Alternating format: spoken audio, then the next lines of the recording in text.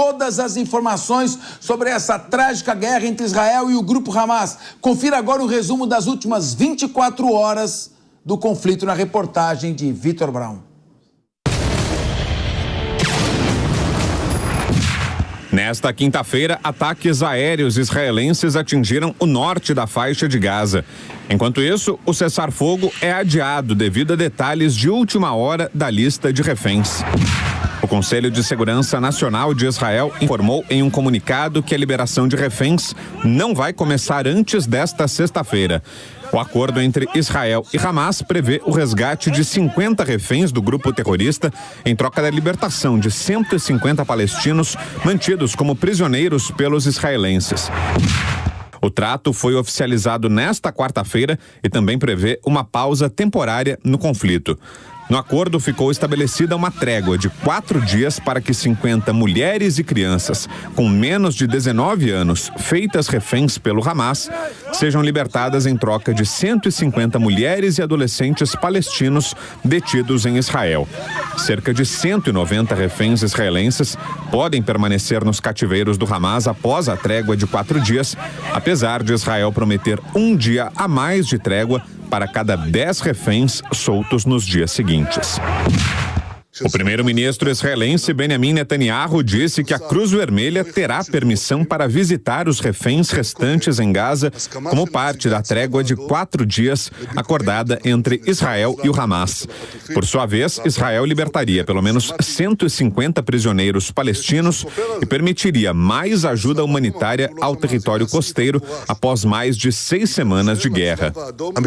O acordo alcançado não incluirá a libertação de assassinos e permite que representantes da Cruz Vermelha visitem os cativos e lhes entreguem medicamentos. Ouvi algumas pessoas refutarem isso. A Cruz Vermelha afirmou que não tinha ouvido falar disso. Então está aqui a cláusula explícita. A Cruz Vermelha terá permissão para visitar os cativos restantes e fornecer-lhes os medicamentos necessários. E espero que a Cruz Vermelha faça o seu trabalho. Um vídeo divulgado pelo Exército de Israel mostra o túnel em um hospital de Gaza. Entre os ambientes, destaque para o banheiro e a cozinha com ar-condicionado. De acordo com o comandante das Forças de Defesa, o túnel faz parte de uma vasta rede subterrânea que o Hamas utiliza para fins militares.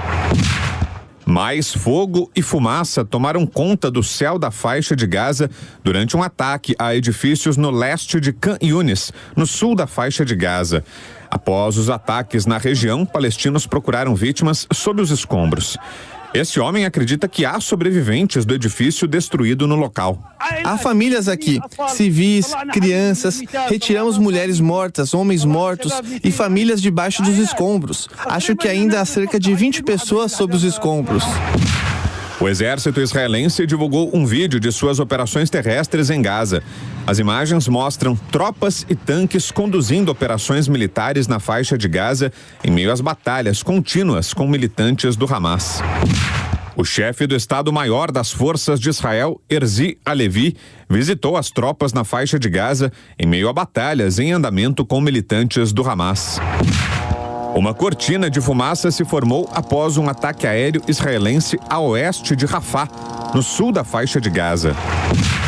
Imagens mostram palestinos feridos chegando ao hospital Al-Aqsa, no centro da faixa de Gaza, após ataques incessantes antes de valer o cessar-fogo acordado nesta quarta-feira.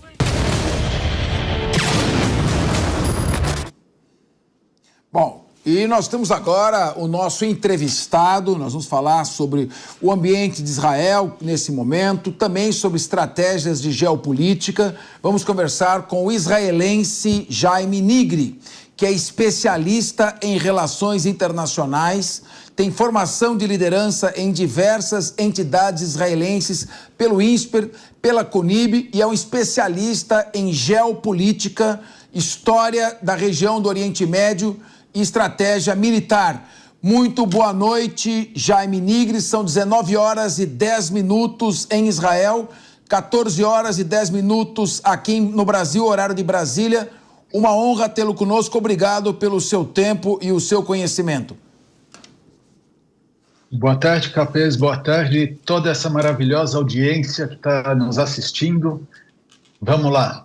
Muito bem. Bom, a primeira questão que eu gostaria de colocar é a seguinte: os objetivos do exército israelense estão claros e o principal deles é a eliminação do Hamas.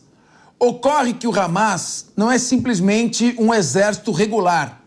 É uma força paramilitar que se tornou um grupo terrorista, cujos integrantes têm uniforme, mas tiram o uniforme e se misturam à população. Como se eliminar uma ideia do Hamas quando seus principais líderes estão vivendo confortavelmente no Catar, no Egito e em outras regiões, e quando o Hamas é uma ideia, a ideia de ódio, que poderá ser multiplicada principalmente depois desta guerra. Quais são os reais objetivos e como isso pode ser, de certa forma, resolvido em prol da segurança de Israel e da estabilidade da região? Capê, sua pergunta é tão abrangente quanto é toda essa situação, porque a gente tende a achar que a gente está falando de uma guerra, quando, na verdade, o que está acontecendo em Gaza é apenas uma batalha dentro de uma guerra muito maior. Então, a gente está falando aí não só dessa questão física, bombas, soldados, terroristas, mas também de uma guerra informacional que mexe com as ideias e os ideais das pessoas pelo mundo todo. Então, uma questão aí muito importante, que extrapola quando a gente fala de exército de Israel, que é a reação do mundo. A gente está vendo um mundo que a gente enxerga hoje. Quem são os antissemitas, quem são os anti-israelenses e quem tá trabalhando em função disso.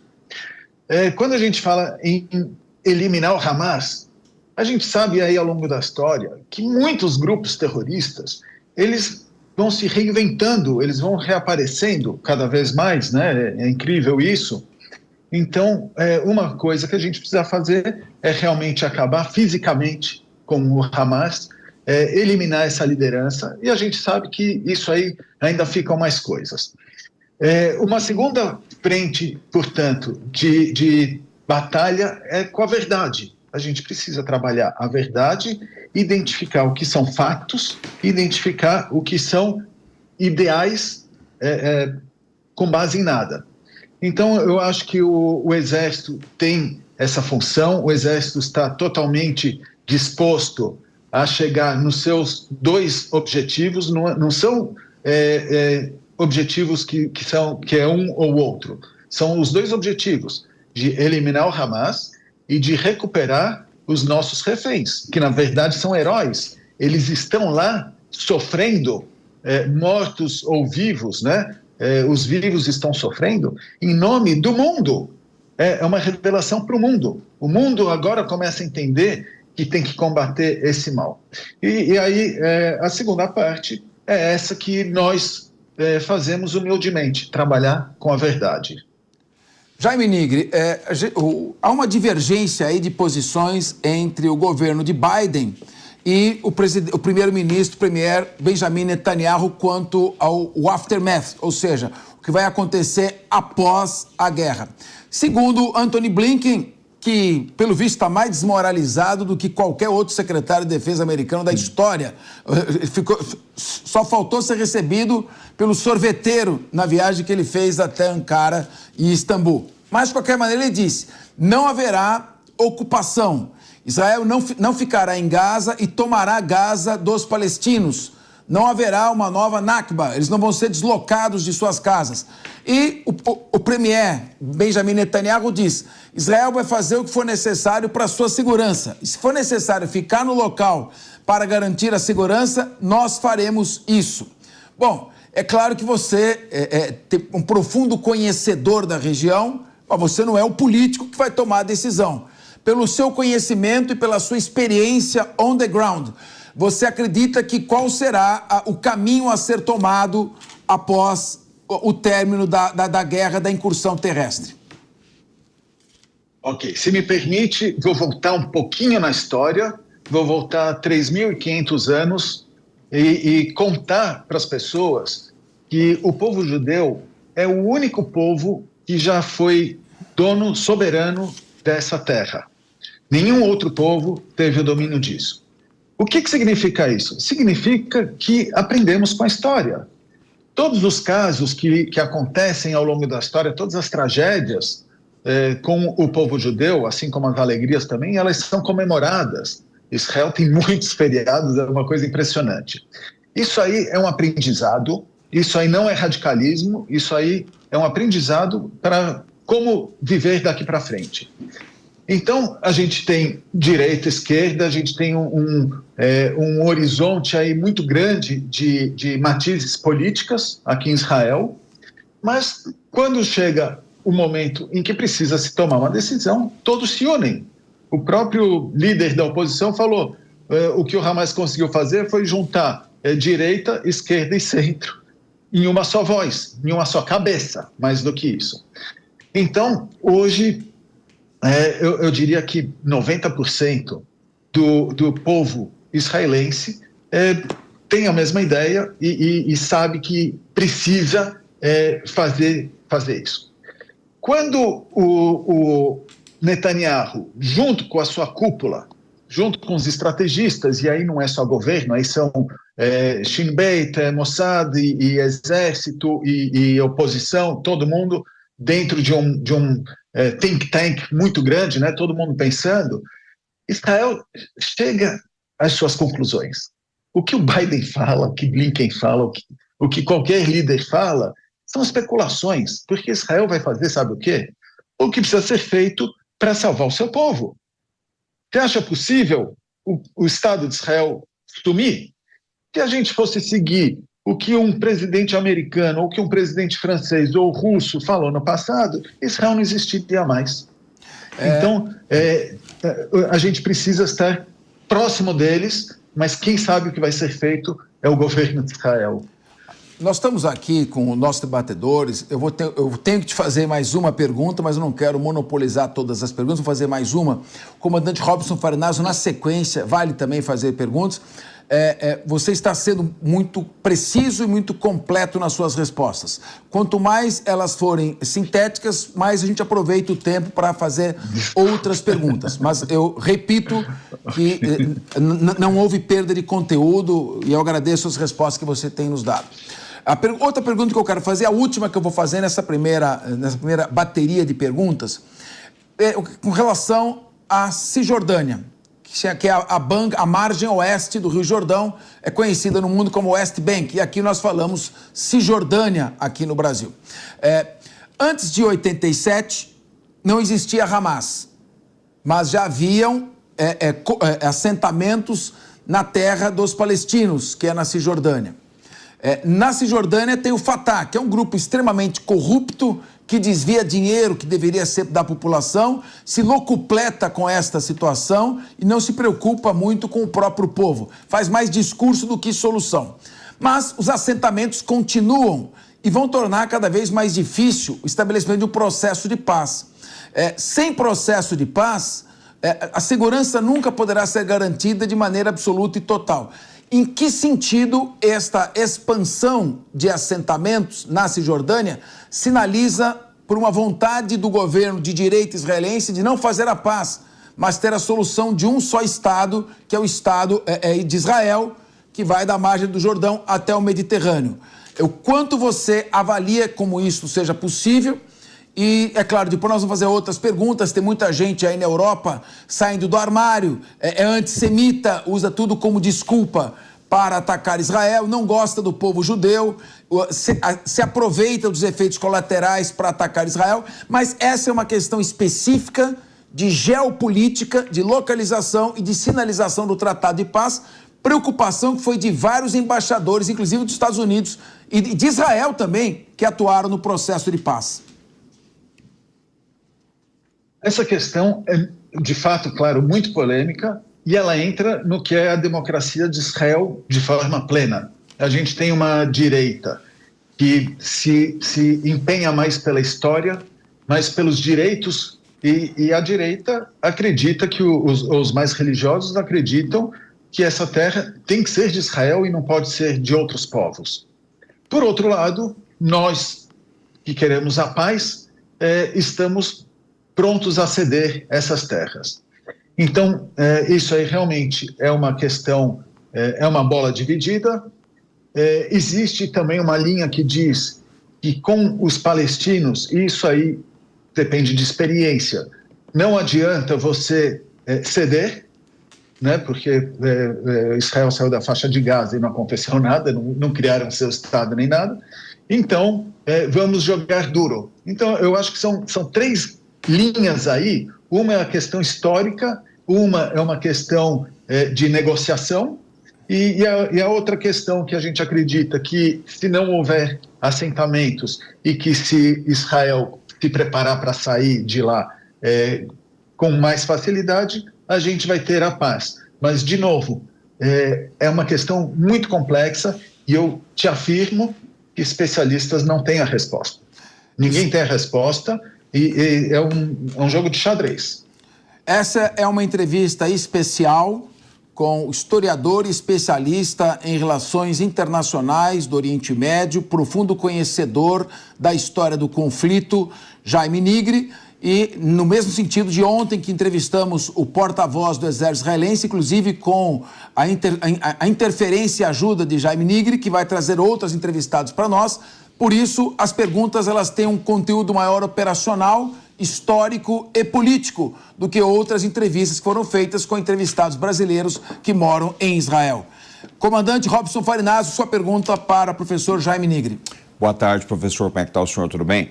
Professor, eu queria saber o seguinte, com essa negociação, essa libertação dos reféns aí, né, que a gente vai ver os resultados amanhã, eu queria a opinião do senhor sobre como ficam 3 dinâmicas, né? A dinâmica militar de Israel, Israel no cenário internacional e a dinâmica da política interna também, porque o Netanyahu vinha sofrendo bastante pressões dos familiares, o que é bastante compreensível. Só que aí a gente começa a ter uma outra questão agora, né? Você fica bem com os familiares dos reféns que foram libertados, mas tem os reféns que não foram libertados, se encontram em cativeiro ainda, e é uma questão bastante complexa. Então eu queria uma análise do senhor dessas 3 dinâmicas. Vamos lá, a questão, eu vou misturar 2 questões, a militar e a interna. Israel é como se fosse uma grande família. Então, os civis sofrem junto com os militares e lutam junto com os militares, né? A gente faz o que pode. É uma coisa impressionante você ver a quantidade da população suportando os soldados e tudo mais. E a gente tem uma preocupação, a mesma que os soldados, que ninguém quer estar lá, ninguém quer se manter lá, né? Então, essa questão, eu acredito, posso afirmar com certeza que a liderança israelense não quer ficar lá, a liderança israelense vai ficar o quanto precisar. A questão da pressão internacional, a gente vê isso historicamente. Os países, cada um de um lado, fazendo pressão em Israel o tempo todo. E, no fim, a decisão é o que precisa ser feito. De novo, Israel vai decidir aquilo que vai dar a sua segurança. Então, a política israelense é muito complicada. A gente fala de anexação de terras só em Israel, em outros países ninguém fala. Mesmo da Crimeia, que está mais próximo, pouco se discute, não existe uma manifestação sobre isso, não existe manifestações contra os russos invadindo a Ucrânia, nada disso. Existe contra Israel. A gente está acostumado, a gente já sabe como é isso. E eu tenho certeza que as decisões do governo, Israel é uma democracia muito plena. As decisões do governo, elas vão de encontro ao que a maioria do povo acha importante. Então, quando a gente fala de familiares pressionando o presidente Netanyahu, é óbvio que os familiares querem, acima de tudo, que os seus familiares voltem. E todos nós queremos, mas como fazer isso? E o Netanyahu sabe. A liderança sabe. Então não adianta a gente colocar um monte de ingredientes, porque, no fim, quem decide é a liderança israelense, é a democracia israelense. Bom, Jaime, eu primeiro quero aqui, deveria ter feito isso ao início desta entrevista, reiterar as nossas condolências às vítimas do ataque terrorista de 7 de outubro e as famílias também dos sequestrados que se encontram, das vítimas fatais e das vítimas de sequestro, aceite as nossas condolências. Foi uma tragédia, o maior ataque, o maior número de judeus mortos no mesmo dia desde o Holocausto, certo? Agora, nós estamos fazendo perguntas para ter uma compreensão completa de todo o conflito. Eu queria pedir ao comandante Robson Farinazzo, nós temos aqui discutido muito com o comandante, ele é um grande especialista em geopolítica, sobre a possibilidade da escalada para um conflito regional. Então tem vários atores aqui, Irã atuando através do Hamas e do Hezbollah, Houthis também no Iêmen, a Rússia e a China dando apoio diplomático e estratégico ao Hamas, o Paquistão fazendo um jogo duplo ali, e a Turquia com Erdogan fazendo uma retórica extremamente agressiva, não se sabe se para o público interno ou se isso vai ter algum tipo de consequência. Então eu queria, comandante Robson Farinazzo, eu queria que você fizesse mais uma pergunta ao Jaime Nigro dentro do contexto de uma possível escalada para uma guerra regional, porque as pessoas também, isso é impossível, de regional para nuclear e de nuclear para mundial é um passo. E muita gente já dizem que isso é uma probabilidade. As pessoas não estão dando muita importância. É um conflito lá, por que a Jovem Pan está cobrindo dessa maneira? Claro que existe sim um risco potencial, mas eu queria que o nosso especialista fizesse uma rápida análise e perguntasse a você, Jaime Nigro, sobre isso. Professor, uma preocupação que eu tenho, né? Porque a gente coloca assim, no Oriente Médio existem diversas milícias regionais, né? E algumas delas são maiores do que exércitos nacionais. É o caso da milícia Houthi no Iêmen, que é enorme. Eu acho assim, eles são altamente operacionais, já derrubaram mais de 100 aeronaves da Arábia Saudita e seus aliados. Enfim, eles têm um poder de fogo, uma capacidade operativa que é uma coisa impressionante.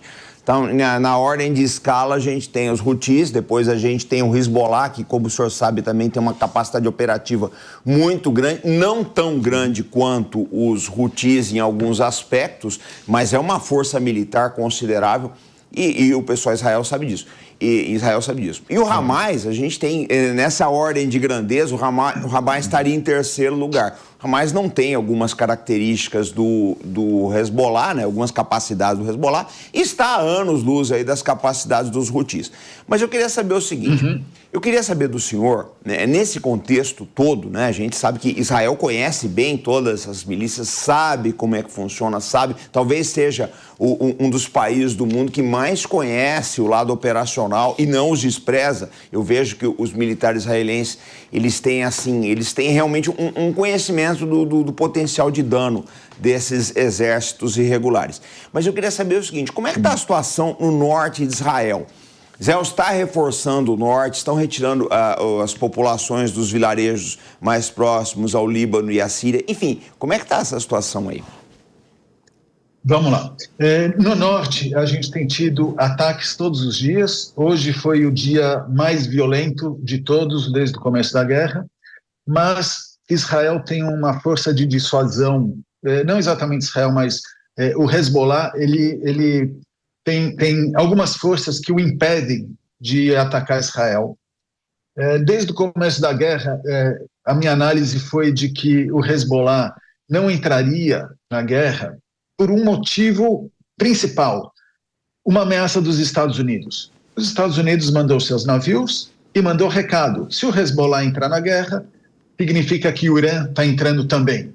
E isso daria o direito dos Estados Unidos a atacarem o Irã, e o Irã não quer. Desde o começo da guerra, que o Irã está tentando se afastar do Hamas. Eles elogiam, fazem festa e tudo mais, mas eles não querem responsabilidade. Então, desde o começo, eles não estão assumindo responsabilidade operacional e nem financeira sobre essa guerra. Há poucos dias, o Irã falou, não vamos entrar com o Hamas, porque o Hamas ele entrou nessa guerra sem avisar a gente. Então, o Irã na verdade, é o grande interessado dessa guerra, e ele está retraído. Então, eu não acredito que o Hezbollah vai passar essa linha, vai ultrapassar essa linha. Eles vão ficar pentelhando, vamos colocar dessa forma. Mandam um foguete aqui, outro foguete ali, atrapalha a população civil, que todo mundo tem que sair das suas casas, tem que evacuar. É muito incômodo, é muito difícil, é complicado, amedronta a população, porque tem que realmente sair das suas casas. Não, o Hezbollah, eu acredito que não vai entrar, porque não interessa também ao Irã. E na Rússia, eles querem encher os Estados Unidos. A Rússia quer ter o seu lugar na história, o seu lugar geográfico, e a China quer poderio econômico, político. Eu não acredito que eles possam fazer qualquer coisa além de prover armas e manter essa guerra de tentar desgastar Israel. Eu acho que não passa disso. Essa é a minha opinião. Professor Jaime Nigri, foram meia hora de uma entrevista muito importante. A Jovem Pan faz a melhor, a mais completa e a mais profunda cobertura da guerra do Oriente Médio entre Israel e o grupo terrorista Hamas, de maneira objetiva, operacional, não ideológica, chamando os principais especialistas em relações internacionais e também geopolítica e estratégia militar. Eu agradeço bastante. Se o senhor puder continuar nos ajudando a trazer outros porta-vozes do Exército de Israel para fazermos perguntas aqui. Não são perguntas de bajulação, são perguntas diretas, objetivas, porque o que nós queremos aqui é abordar todos os lados desse conflito triste, lamentável, em que há vítimas sequestradas, vítimas mortas e até agora 13 mil civis palestinos atingidos também. Muito boa noite. Por favor, pode só uma sim, parte. Claro, com certeza. Para facilitar a análise, eu vou colocar só uma situação. O mundo precisa entender que Israel não quer a guerra. Israel quer a paz. Israel quer aquela festa que estava acontecendo lá no sul, a festa nova, né? Aquela festa dos jovens, 3.500 jovens. Israel quer trabalhar o mundo. Israel quer levar tecnologia para o mundo. O meu trabalho é levar tecnologia para o mundo. A gente quer trabalhar, a gente quer contribuir com o mundo, a gente quer prêmios Nobel para o mundo. A gente não quer construir arma. A gente quer construir arma porque faz parte da nossa defesa. Então, quando forem fazer uma análise, identifiquem as manifestações a favor de Israel como são pacíficas, as manifestações contra Israel como são violentas e agressivas, os discursos, as palavras israelenses versus as palavras terroristas. Então, quando fizer uma análise, partindo desse princípio de que Israel quer a paz, quer viver em paz, quer progredir, tudo fica mais fácil de entender. Eu agradeço bastante. É claro que isso pressupõe a saída de lideranças radicais dos palestinos e a melhoria do nível, da qualidade de vida e inclusão dessa população. Enquanto isso não houver, haverá tristeza, ódio e ressentimento ao lado da fronteira com Israel. Isso, claro, não interessa a ninguém. E que a gente sabe que há pessoas nesse momento que se aproveitam dos efeitos colaterais do conflito para extravasarem um antissemitismo arraigado e absolutamente injustificado. Muito obrigado, Jaime Nigri, até uma próxima oportunidade.